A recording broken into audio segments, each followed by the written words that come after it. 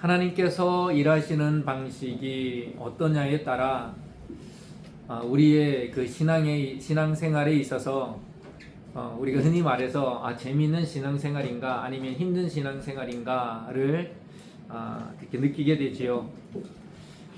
다시 이 말을 바꾸어 보면 하나님께서 일하시는 방식이 있다라는 말씀입니다.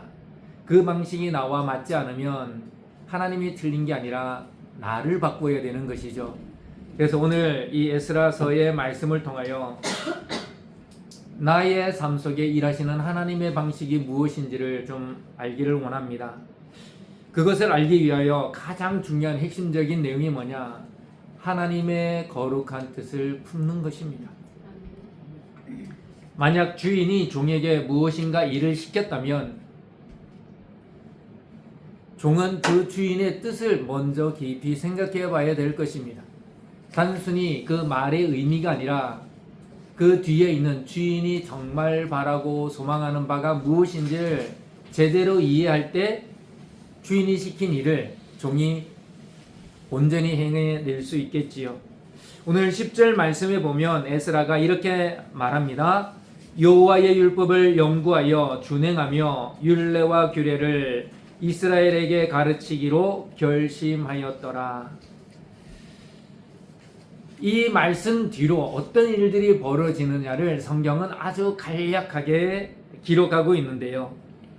이 에스라의 결심 이후에 놀라운 일들이 벌어진다는 것을 우리가 성경을 읽으면 알 수가 있습니다. 다시 말하면 우리가 뭔가 신앙적 결단을 하고 결심을 하면 그 결심 이후에 하나님의 놀라운 역사가 일어난다라는 겁니다. 한 사람의 헌신과 한 사람의 믿음의 결단으로 무너졌던 공동체가 되살아나는 놀라운 역사가 일어나게 되는 것이지요. 우리가 이 일을 위하여 그렇다면 어떻게 해야 될까요? 말 그대로 하나님의 거룩한 뜻을 우리는 품어야 합니다. 만약 우리가 하나님의 거룩한 뜻을 품게 된다면 오늘 말씀을 통해 첫 번째 알아볼 것이 하나님의 길이 열린다는 겁니다. 여러분, 우리의 인생길에서 뭔가 문제 해결이 되고 내가 고민하는 것들이 해결이 되고 내가 바라는 것들이 해결이 되는 그것의 첫 번째가요, 하나님의 뜻을 품어야 되는 거예요. 에스라의 인생을 바꾼 결정적인 순간이 뭐냐? 그것이 바로 10절의 말씀이죠. 에스라가 에스라의 마음속에 뭐를 결단했습니까? 하나님의 말씀을 연구하고 준행하여 이스라엘에게 이것을 하나님의 율례와 규례를 가르치리라. 이 결단만 했을 뿐인데 하나님은 그 이후의 모든 일들을 하나하나 준비하신 것처럼 이루어 가신다라는 거예요.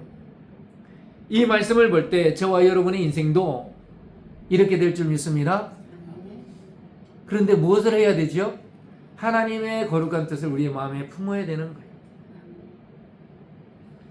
하나님의 말씀을 이해하고 또 그것을 실천하는 것, 그것보다 먼저 앞서는 게 저와 여러분의 결심이요 결단입니다. 하나님은 언제나 이런 사람을 찾으시는 거죠. 누가 나의 거룩한 뜻을 그 마음에 품었는가? 하나님은 지난번에도 말씀드렸지만 사람을 외적이나 외모로 보지 않습니다. 우리의 외적인 조건을 보지 않는다라는 거죠. 네가 얼마나 많이 배웠냐? 네가 얼마나 많은 것들을 누리고 있냐? 또 어느 만큼의 지위에 올랐느냐? 이러한 외적인 조건을 하나님은 보시는 것이 아니라 저와 여러분의 마음의 중심을 보시는 하나님이신 줄 믿습니다. 에스라가 뛰어난 언변을 가졌던 사람일까요? 물론 하나님의 말씀에 대한 깊은 학식이 있었던 것은 사실입니다만 에스라가 언변이 좋았거나 그 외에 다른 많은 것들을 가지고 있었던 사람은 아니었습니다. 어떻게 보면 제사장의 신분을 가지고 있는 사람이긴 하지만 그렇게 특별한 사람이 아니라는 겁니다. 하나님께서 사람이 특별하기 때문에 특별하게 쓰시는 것이 아니라 하나님은 특별한 뜻과 결심을 가진 자를 쓰신다는 거예요.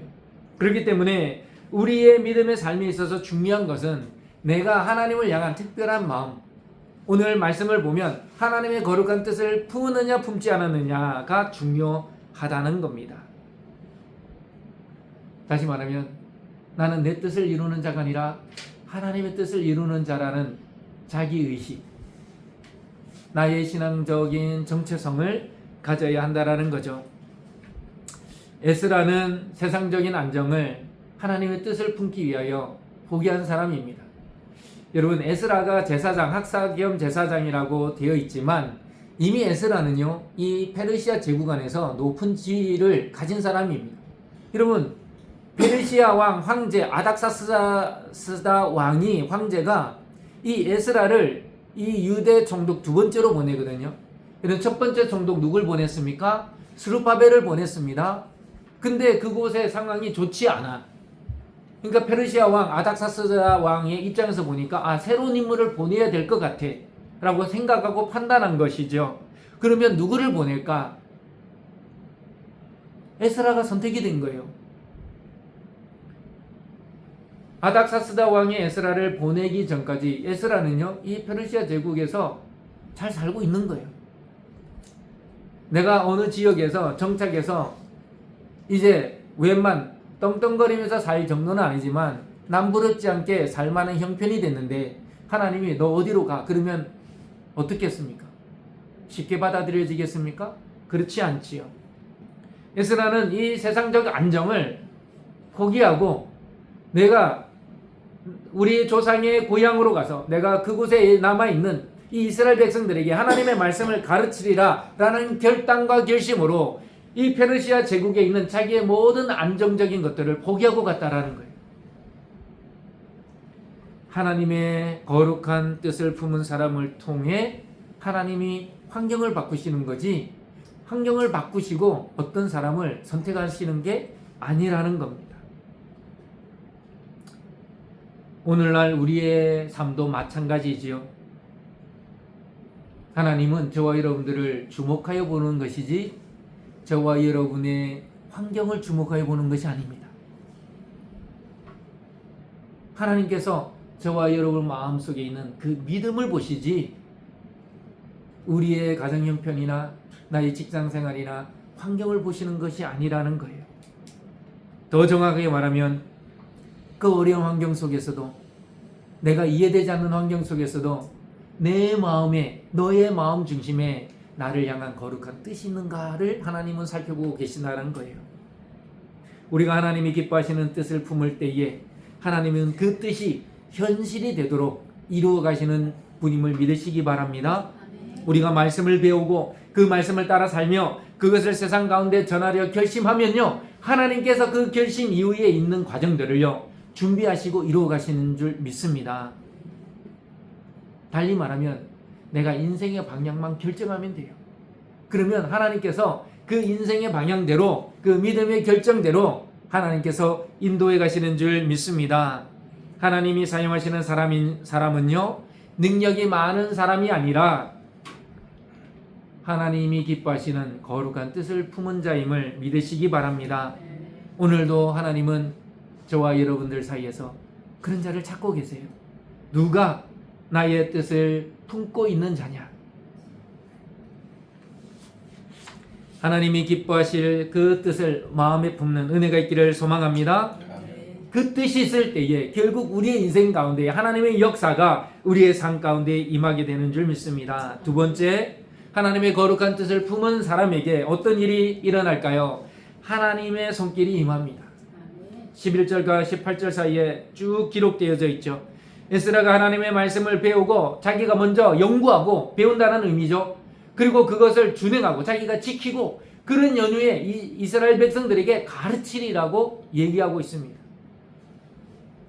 그랬더니 이 결심을 했을 뿐인데 그 다음부터요, 하나님은 이 페르시아 제국에 있는 아닥사스다 왕의 마음을 바꿉니다. 여러분, 이게 정치적인 면이 없는 게 아닙니다. 그럼에도 불구하고요, 왜 하필 에스라고, 왜 하필 이 유대 백성일까요? 페르시아 제국에는 수많은 이민족들이 있었습니다. 정복했기 때문에. 근데 그 많은 이민들 중에서 이 이스라엘 백성들, 이 유다 민족에게 아닥사스다 왕이 이러한 호의를 베풀어서 너희의 법대로 다스리고 너희의 법대로 통치하라고 인정해 준 거예요. 12절에 보니까 하늘의 하나님의 율법의 완전한 학사 겸 제사장이라고. 이걸 누가 이렇게 불러줬나요? 아닥사스다 왕이. 아닥사스다 왕이 에스라를 보고 이렇게 불러준 거예요. 아닥사스다 왕의 마음을 열고 그 눈을 하나님께서 열어주지 아니하셨더라면 에스라가 발견되지 않았겠죠. 여러분, 우리가 세상 가운데에 드러나는 것은요, 내가 몸부림쳐서 드러나는 게 아니에요. 하나님께서 저와 여러분을 드러내시는 그 방법은 세상의 그 누군가 닫혔던 마음과 닫혔던 눈을 하나님께 여실 때에 우리는 세상에서 비로소 보석과 같은 존재로 드러나게 되는 줄 믿습니다. 물론 우리의 선행과 우리의 믿음은 끊임없이 행해져야 되겠죠. 여러분, 우리가 아무리 좋은 말하고 아무리 선행을 베풀고 해도요, 세상 사람들은 우리 기독교 또 믿는 사람들을 여전히 지금 뭐하고 있어요? 욕합니다. 근데 그들의 눈이 열리는 순간 그것은 하나님의 역사지 우리의 몸부림 때문에 일어나는 일은 아니라는 거예요. 잠언서 21장 1절에 이런 말씀이 있습니다. 왕의 마음은 여호와의 손에 있음이 마치 본물과 같아서 그가 임의로 인도하신다. 이게 본물. 저도 이 말씀을 읽고 이 본물, 이게 뭐지? 여러 성경들을 뒤져보니까요, 여러분, 이런 거예요. 이게 땅에 이게 물이 흐르면 처음에 냇가가 되고 냇가가 더 넓어져서 강이 되잖아요. 여러분, 처음부터 일직선으로 직선으로 이렇게 흘러가는 강이 있나요? 없어요. 이 세상에 그런 강은 단 하나도 없어요. 굽이 돌아서 갑니다. 근데 처음에 그 물길이 갈 때, 아, 내 길은 이 길이야, 알까요? 모른다라는 겁니다. 근데 하나님께서 그걸 인도해 가신다라는 이 상징적이고 비유적인 말씀입니다. 저와 여러분의 인생이 아무런 문제 없이 직선 대로를, 이 대로를 달리듯 고속도로를 달리듯 뻥 뚫린 길이 누구에게 있습니까? 아무도 없습니다. 하나님께서 저와 여러분의 인생길을 굽이 돌아가는 것 같지만 누가 인도하신다? 하나님께서 인도하신다. 그가 임의로 인도하신다. 잠언서에서 지혜자가 깨닫고 적어놓은 말씀입니다. 저와 여러분은요, 비록 이게 나의 인생이고 나의 삶이지만 내가 통제할 수 없습니다. 내 인생 앞에 한 달 뒤, 1년 뒤 내 인생이 이렇게 될 거다. 누가 확신하며 누가 그렇게 생각할 수 있겠습니까? 아무도 몰라요. 한 달 뒤의 삶과 1년 뒤의 삶을 하나님께서 인도하시는 줄 믿으시기 바랍니다. 사람의 힘으로 도저히 넘을 수 없는 벽과도 같은 그 장애물들을 누가 넘어가게 하십니까? 하나님이 넘어가게 하십니다. 에스라는 단순히 너의 조상의 고향으로 돌아만 가라고 말하지 않았습니다. 에스라를 통하여 위시하여 수많은 사람들이 원하는 사람들은 다 따라가게 만드셨고요. 그리고 어떻게 했습니까? 왕의 재정을, 나라의 재정을 쓰게 만들었습니다. 14절 제가 다시 한번 읽겠습니다. 너는 내 손에 있는 내 하나님의 율법을 쫓아 유다와 예루살렘의 정령을 살피기 위하여 왕과 7 모사의 보냄을 받았다. 14절에 그렇게 되어 있거든요. 그러니까 에스라는 단순히 페르시아 제국의 행정관으로 간 것이 아닙니다.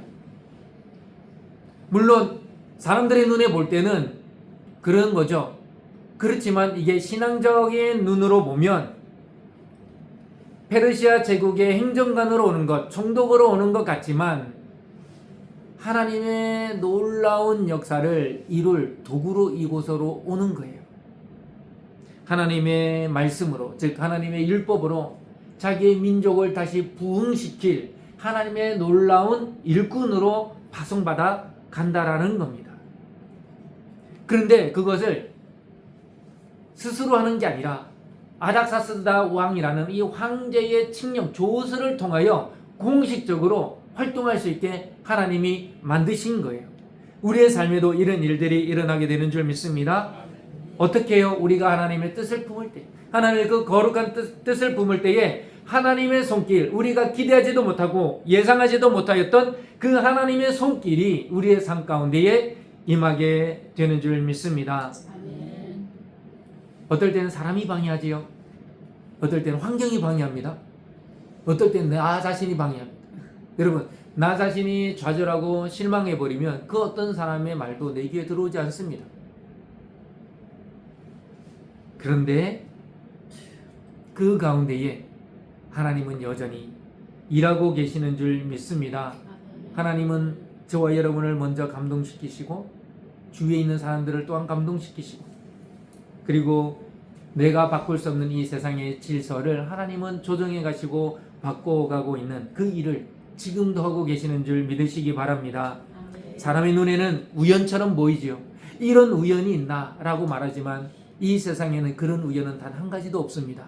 이미 하나님은 계획하셨고 하나님은 그 계획대로 이루어 가시는, 즉 우리의 입장에서 보면 하나님이 일하시는 신앙의 필연만 있는 줄 믿으시기 바랍니다. 하나님은 오늘도 저와 여러분 사이에서, 우리 서울제자교회 사이에서, 우리의 가정과 일터 사이에서 동일하게 일하시고 역사하고 계신 줄 믿습니다. 하나님의 거룩한 뜻을 품은 그 사람들을 통하여 하나님은 세상을 바꾸시고 또 이 세상을 말씀 중심으로 바꿔가고 계신 줄 믿습니다. 그렇기 때문에 우리는 늘 나 스스로에게 질문해야 합니다. 내 마음에는 하나님의 거룩한 뜻이 있는가? 나는 하나님의 거룩한 뜻을 품고 살아가고 있는가? 에스라의 그 결심 하나가 페르시아 제국의 왕의 마음을 바꾸어 조서를 내리게 하고, 조서만 내린 게 아니라 그 이스라엘 백성들, 유다 땅에 남아있던 그 유다 백성들을 다시 부흥케 하는 놀라운 역사를 이루어 가신 줄 믿습니다. 마지막 세 번째, 하나님의 거룩한 뜻을 품은 자에게 어떤 일이 일어날까요? 채우심의 역사가 일어나게 되는 줄 믿습니다. 19절과 20절 말씀입니다. 하나님은 에스라에게 무엇을 보여주셨습니까? 길을 보여주셨습니다. 우리는 때로 이런 기도를 많이 하잖아요. 하나님, 제 인생의 길이 보이지 않습니다. 길을 보여주세요. 근데 하나님 막상 길을 보여주면요, 만족하지 않습니다. 왜 길만 보여주시나요? 이 길을 걸어갈 수 있는 힘도 주셔야죠. 그렇게 우리가 기도하잖아요. 근데 오늘 말씀해 보니까 하나님은 에스라의 그 결심 이후에 길만 보여준 것이 아니라 하나님의 풍성한 공급을 또 내려주십니다. 20절 우리 한번 다 같이 읽겠습니다. 시작. 그 외에도 내 하나님의 성전에 쓰일 것이 있어서 내가 드리고자 하거든 무엇이든지 궁중 창고에서 내다가 드릴지니라. 아멘. 누가 한 얘기일까요? 아닥사스다 왕이 한 얘기. 너희가 돈이 없지 않냐? 우리 궁중에 있는 창고에 있는 그 보물들을, 그래서 제가 정확한 액수를 모르지만 은 100개인가 몇백 개, 은도 달란트를요 어마어마하게 줍니다. 가서 네가 하고자 하는 그 일들을 이 돈을 가지고 해라. 돈까지 적어가며 보낸 거예요. 유대 땅으로 다시 고향 땅 예루살렘으로 가는 길만 터준 게 아니라 그 길에 뭐를 더하여 주었습니까? 많은 금은 보화까지 더하여 줬다는 겁니다. 결국 한 사람의 거룩한 뜻은요, 제국의 지원을 받습니다. 여러분, 하나님의 지원은 제국의 지원이 아니라 우주적 지원인 줄 믿으시기 바랍니다. 지구도 우주에 내놓으면요, 아무것도 아니에요. 티끌보다 더 작죠. 이것이 바로 하나님께서 이 세상 가운데서 일하시는 방식입니다. 여러분, 이 하나님을 믿으시고 신뢰하시길 바랍니다. 마태복음 6장 33절, 아까 제가 한번 언급했는데요. 먼저 그의 나라와 의를 구하라. 그리하면 이 모든 것을 너에게 더하시리라. 하나님의 일하시는 방식입니다. 여러분, 이 하나님이 일하는 방식을 우리가 잊어버려서는 안 됩니다. 내가 내 일을 먼저 하면요, 하나님은 우리의 일을 하지 않으십니다. 그러나 우리가 내 일보다 하나님의 일을 먼저 하면요, 하나님께서는 우리가 나의 일을 하는 것보다 더 많이 행하시는 줄 믿으시기 바랍니다.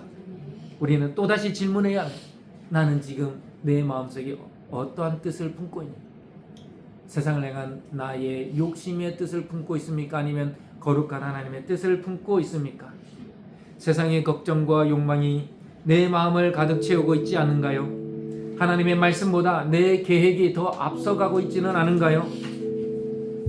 하나님께서는 지금 이 시간 저와 여러분을 향하 이렇게 물으십니다. 너는 나를 위해 어떤 거룩한 뜻을 품고 있느냐? 에스라처럼 말씀을 연구하고 행하고 가르치겠다는 결심이 있는지 그것을 물어보고 계신다라는 거예요.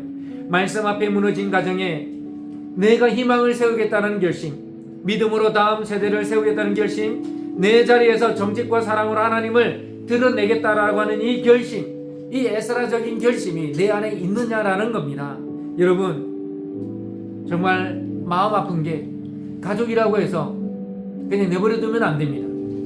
잘못된 길이라면 여러분 정말 이게 가슴 아파하며 우리 속에 새로운 결심이 생겨야 돼요. 언젠간 돌아오겠지. 물론 하나님께서 역사하시겠지만 그걸 너무 안일하게 생각하시면 안 됩니다. 여러분, 시간은 내 편이 아니에요. 하나님이 내 편이신 거지 시간이 내 편이 아닌 거예요. 여러분, 시간을 너무 믿지 마세요. 지금 이 순간 하지 않는 거면 내일도 못합니다. 내일 못하는 건요 1년 뒤도 못하는 거예요. 하나님도 오늘 저와 여러분을 보시며 하나님을 향한 거룩한 결심을 하는 자를 기다리고 계십니다. 우리가 그분이 기뻐하시는 거룩한 뜻을 품을 때에 우리가 상상하지 못한 하나님의 일들을 우리는 경험하게 될 줄 믿습니다.